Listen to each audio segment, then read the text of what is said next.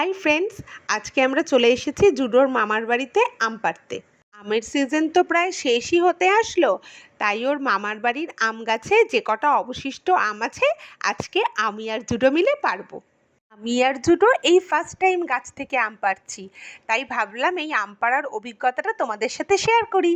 দুপুর 3টের সময় এসেছি আম পাড়তে, এত রোদ, কি করব বলো, তার জন্য মাথায় টুপি পরে নিয়েছি।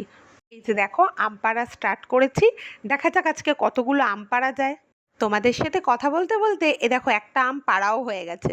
এই যে দেখো এই আমগুলো আমি পেরেছি, আমার আম পাড়া কমপ্লিট। এই যে এবার জুডো আম পাড়ছে, ওর হাতে যাতে আমের আঠা না লেগে যায় সেই জন্য ওকে গ্লাভস পরিয়ে দিয়েছি, কারণ বাচ্চাদের স্কিন তো র্যাশেস বেরিয়ে যেতে পারে।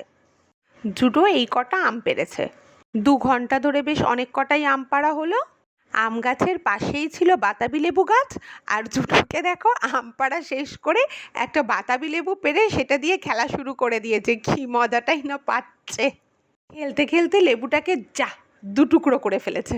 করতে করতে তো সন্ধে হয়ে গেল, চলো তাহলে যাই, এবার আমগুলোকে তো কার্বাইটে দিতে হবে, তাহলে আমগুলো সাজিয়ে ফেলি।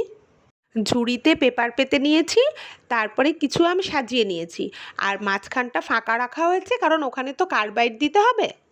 এইভাবে পুরো ঝুড়িটাকে আম দিয়ে সাজিয়ে নিলাম, আর মাঝখানে কার্বাইড দিয়ে দিলাম, দিয়ে ঝুড়িটাকে আটকে দিলাম আমগুলো পাকার জন্য। 4-5 দিন তো হলো, চলো গিয়ে এবার দেখি আমগুলো কতটা পেকেছে।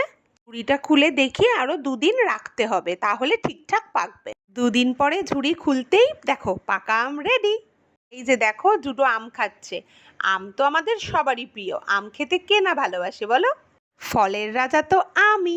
এতক্ষণ ধরে তো তোমরা ভিডিওটা দেখলে, বলো তো দেখি এটা কি আম?